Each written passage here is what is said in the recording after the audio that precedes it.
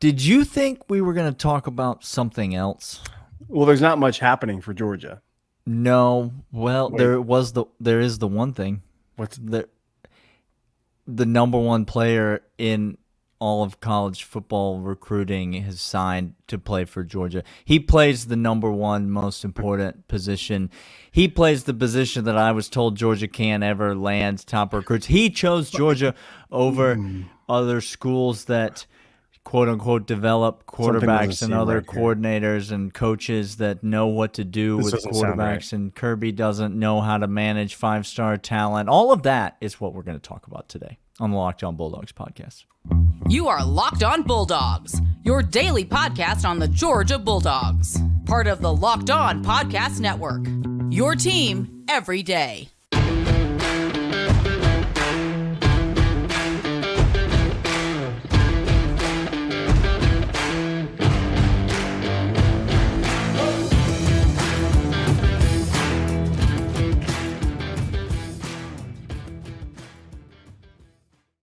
Welcome back, everybody. This is Locked On Bulldogs, part of the Locked On Podcast Network, your team every day.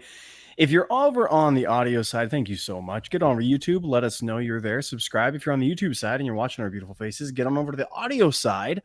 Where you don't have to see our faces. And you don't have to see our faces. It's glorious for everybody. It's like the same show, only you don't have to look at us while you're watching it. You're welcome. If we can't incentivize you that way, I don't know how we can do it. Today we are talking about three things. Dylan, and then the second part is Raiola. And the third is Dylan Raiola.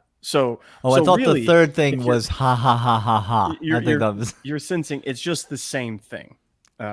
Well, we could stop talking about it when we run out of things to say.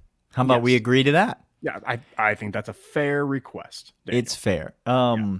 And since it really bothers Alabama fans when we don't talk about our own team, we'll just talk about our own recruits. I hope Alabama fans will be okay with that. I don't know. I know they'll still be listening. I'm sure they'll let us know.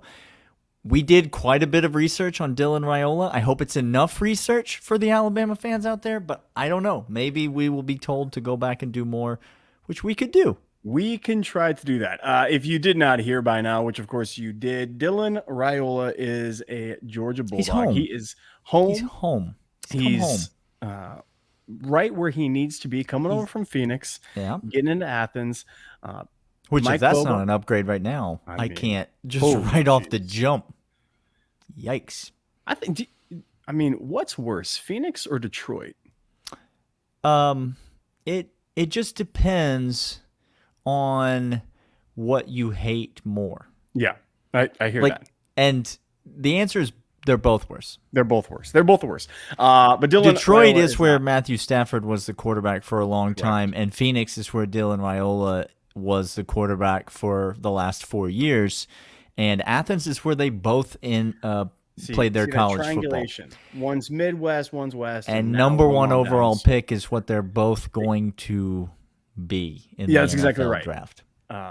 The ceiling on this kid. So let's talk about, I think the things we're wanting to talk about today is just what this really means for Georgia. And here's, again, what this really succinctly, quickly means for Georgia is we have the best player in the country on our team. Can we start there for a hot minute? Anybody says there's somebody who's better than him, I don't care. I really, really don't care. We have the best player because he plays quarterback in the SEC in college football with Mike Bobo. So you can be an all-star wide receiver. That's fine. That's great. Truly great. You could be an incredible offensive lineman. That is important. We said Amarius Mims might be the most important player for the offense next year. But when you have the number one player at a position of such high value, the weight is not equal to the same talent at a different position. That's correct. Feel me. This is monumental, Daniel. And it just goes to show you, and we're going to talk more about the I think the loaded quarterback room in a second, but it just goes to show you the continued emphasis that Kirby Smart places on stockpiling talent. In the era of the transfer portal, you will either be a someone who sends talent, Okay. or you'll be someone who collects talent. And Kirby Smart not only collects talent, but by and large, more so than most other programs in the country, he keeps the talent that he collects. And he does not care about over-recruiting another kid at another position, which, by the way, that should give you an indication of what kind of conversations Kirby Smart's having with these kids in recruiting. That's kind of the first point I want to make, is that this signing shows me, once again, Kirby's philosophy that more good players is better than fewer good players. And I know that sounds like a novel concept, but that's what Kirby has built this program on. He is a tremendous coach. He is a tremendous developer of talent. But don't get it twisted. Georgia wins because they have more good players than most every other team on their schedule.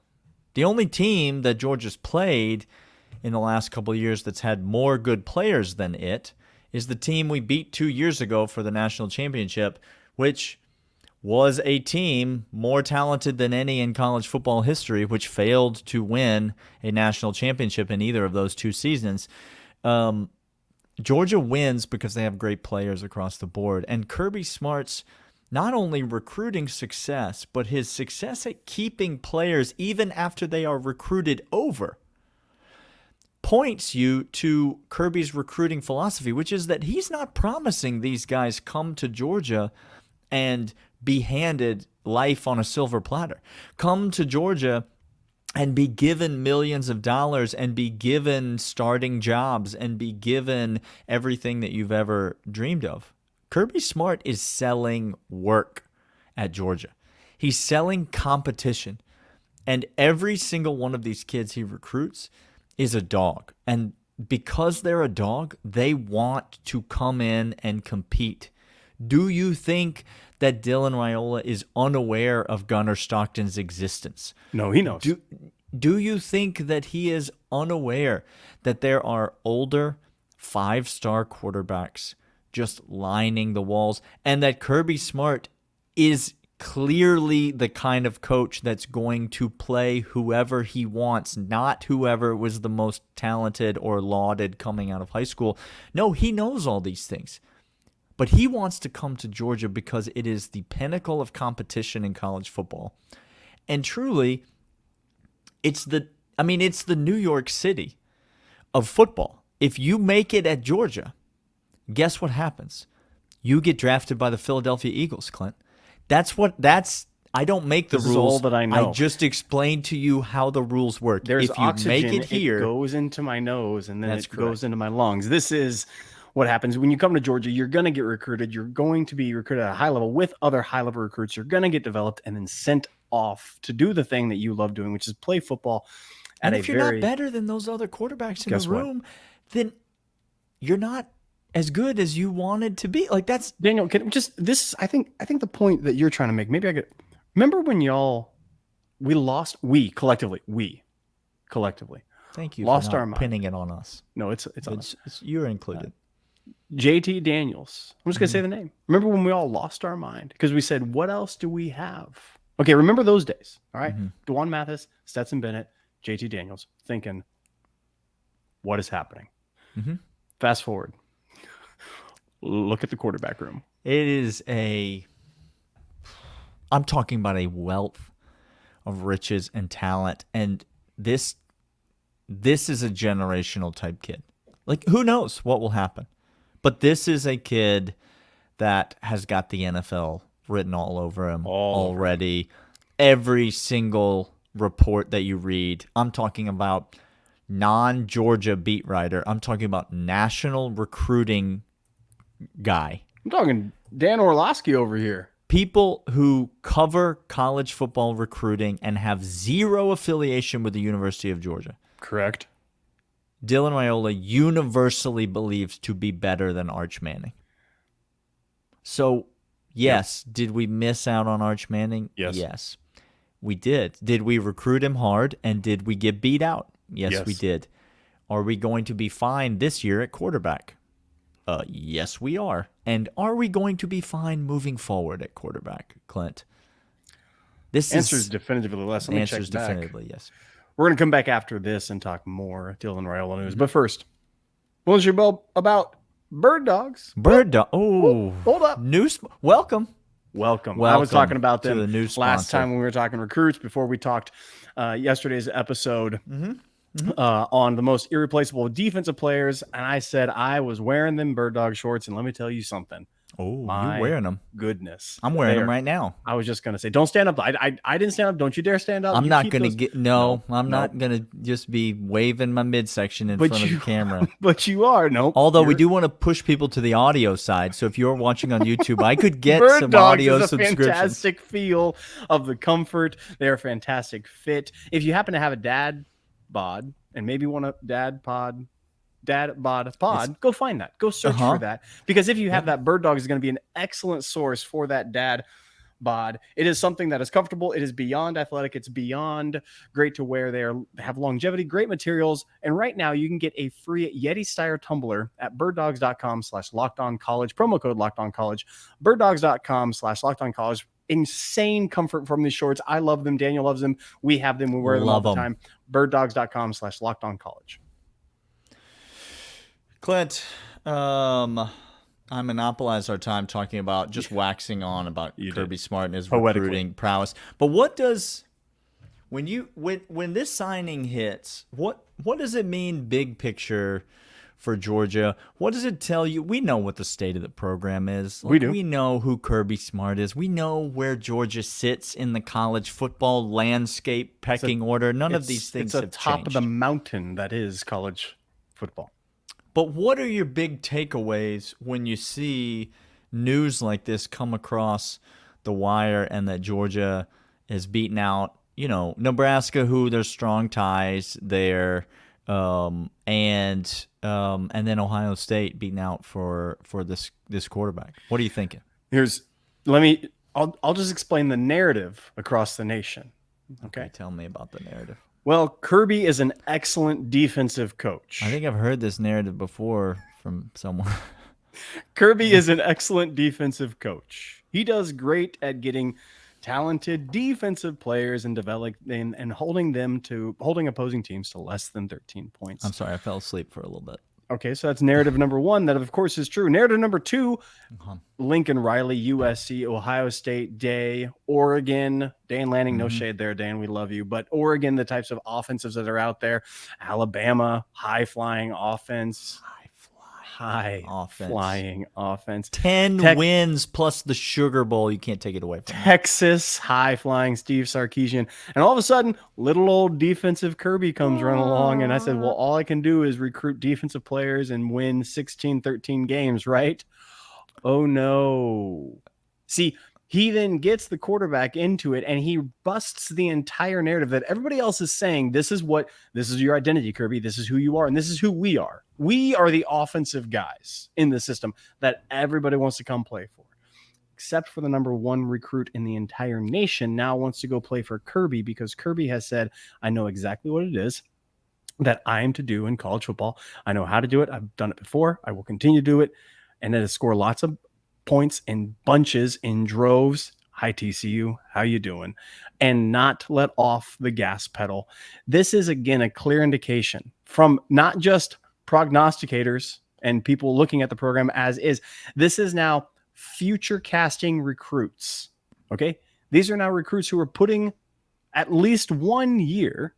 And if he wants to stay in the SEC, 2 years, because you can't transfer the same year depending on the window, yada, yada, yada. But let's just say 2 years within the SEC and he could go Big 10, Big 12, something like that. But he is forecasting future, that this is the continued trajectory of Georgia football. Not being toppled off atop the mountain, but continuing what has been. And this news, him saying that, is a confidence boost, is an assurance, is everything that you want to see from the type of players that we're getting from across the nation.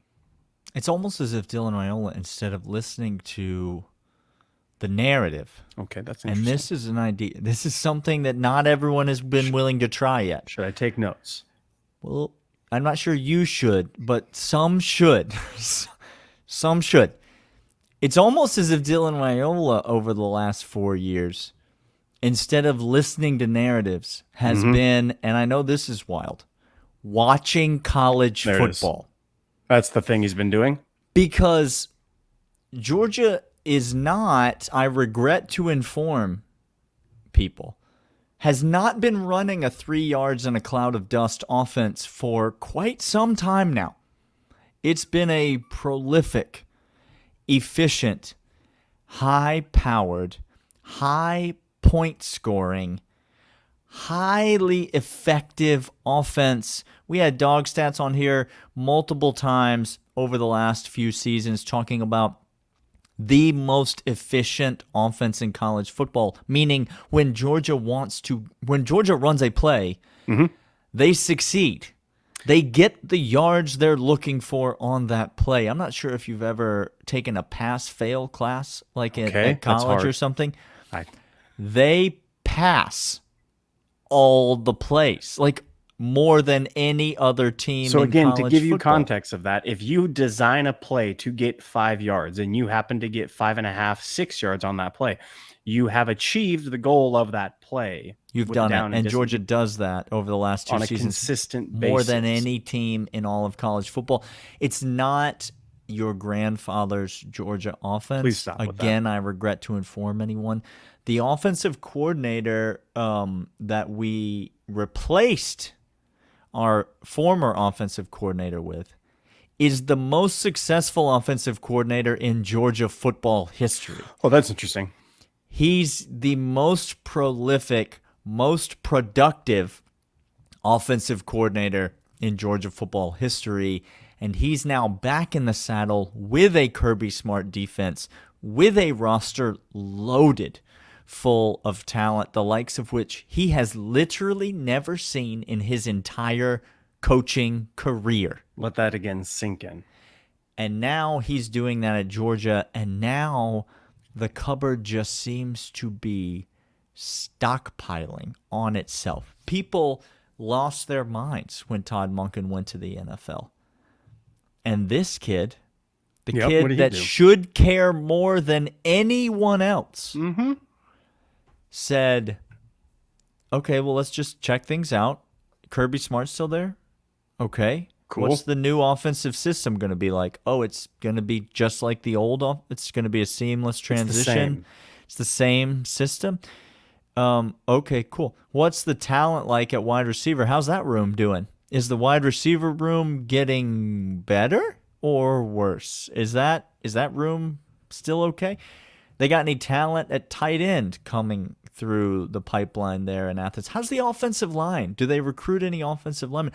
Oh, it seems that all of the boxes are still checked for Dylan Raiola, and it's nothing new to us, Clint. But as you said, it's just validation of everything that we've been saying. And because the fact of the matter is, as much as it pains me to say this, we're just two talking idiots on a podcast. That's all we are. Full self-awareness.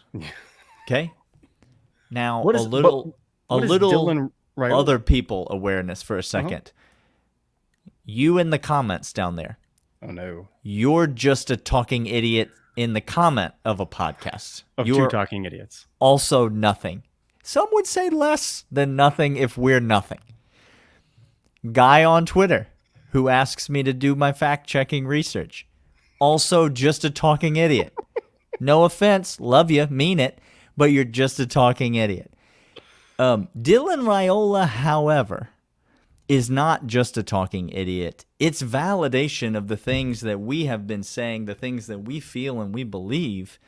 And just look around. I mean, look at On3 Sports, National Recruiting Director. Again, no affiliation with the University of Georgia.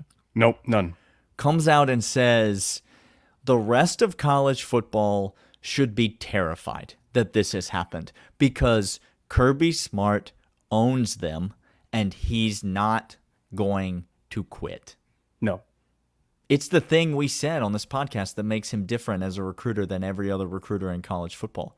That he has zero quit in him. Zero chill less than negative chill in Kirby Smart. And this is just yet another indication of that. We're going to come back after this and talk some more. Another indication of how he has no chill, he has no quit, he has no stop. He is Kirby Smart. It's like that locomotive, except it's instead of I think I can, it's I am currently. I'm doing the thing and have done the thing and will continue to do the thing. It's just a barreling train of Kirby 24/7. So let's talk about how Dylan fits and maybe some projections of, look, we don't know the quarterback room. We don't know how it's going to play out. A lot of us are already playing the game. Oh, we're already starter playing this the year, game. starter next year, red shirt here, and playing the game. Again, let me just encourage you. I was going to encourage them, but you go ahead. You encourage them. No. By all means, encourage them. One more time for the people in the back. Yeah. Move forward, people in the back. Move up. Please. Move up. Lean in. Become part of the 199. Lean in. Get on into the 199. Whoever Here we plays quarterback for the University of Georgia. That sounds right. Is in fact the best quarterback to win games. Hot dang. At the University of Georgia. Well, that is something. So stop with the projections. I don't care what the timeline is, and I don't care. You shouldn't care. More good players. There you go, please. Is better than less good players. There we go. Just be content with that. Be content that you don't have to make the decision. That's it. That you're not going to be criticized if the wrong decision's made. It's just... Because you won't be. It doesn't matter. Doesn't matter. Here's something fun. Ryan Puglisi. We had him on the show. Great guy. Another quarterback commit for the 2024 class. He's still a dog. Yeah, Clint. Of course. He's not worried about it. Nope. This is what I'm trying to say. Like, these are the types of guys that Kirby Smart recruits. We had him on the show, and we said, Ryan, what are you looking forward to about going to the University of Georgia? And he said, I'm going to go compete. That's what I'm looking forward to. I'm just ready to go and compete because I believe if you give me a chance, I could beat anybody. That's right. And you know what? He might be right. He might be able to beat anybody. And that's the type of mindset that you have to have if you're going to try to come to the University of Georgia. Georgia was always going to take 2 quarterbacks in this class. That's what they have always wanted in this 2024 class. And Ryan Puglisi's dad came out on Twitter and said exactly that. Said, this doesn't bother us one bit. Kirby was up front the whole time with us. That's what they wanted in this class was 2 quarterbacks. So great, let's go compete. See, these are the kids that you want at the University of Georgia. Correct. Dylan Raiola, that kind of kid. We already had a quarterback signed for this class. We already have 5-star quarterbacks in the pipeline. We already have. He doesn't care. No. He's coming to Georgia because he wants to be the quarterback at Georgia. That's why Stetson Bennett came to Georgia, even though there were 5-star quarterbacks everywhere. Ooh, interesting. That's why JT Daniels came to Georgia. Yes, he did. That's why all these quarterbacks, Brock Vandegrift, Gunnar Stockton, that's why they're here, because they want to be the quarterback at Georgia. Some will be the quarterback at Georgia. Some won't be the quarterback at Georgia. But again, for the people in the back, stop caring. Stop playing the game. Just be happy that more good players is better than fewer good players. And we're not begging Tommy Reese's rejects to come play quarterback for us because our 5-star quarterback savior of the future really, really sucks. That's not what we're doing. No. Other people maybe are doing that. I can neither confirm nor deny that. They might be on a yacht. They might not be on a yacht. By the way, why is that not a T-shirt? Well, $199, bonfire.com/store/the199. It may be in the works as we speak. Not a T-shirt? Dylan Raiola is a dog. We're going to have more to talk about because there's far more meat on the bone talking about wide receivers, tight ends, other players that want to come to Georgia. And again, this is just it. Kirby's just off back-to-back national championships, poised with a defense and an offense that might be the most complete team he's ever coached cohesively at Georgia. Again, let that sink in. I just peed myself a little bit. Okay. And Bird dog shorts have a liner in them, so we're good to go. That's not hyperbolic. That's me literally saying, as a team, this might be top to bottom the most complete team he has had on back-to-back, and he is about to sign the best class recruiting ever at Georgia. Ever. Okay. Well, we're going to talk about more of that. Come back next time, Locked On Bulldogs. He is Daniel. I am Clint. We'll see y'all then. See ya.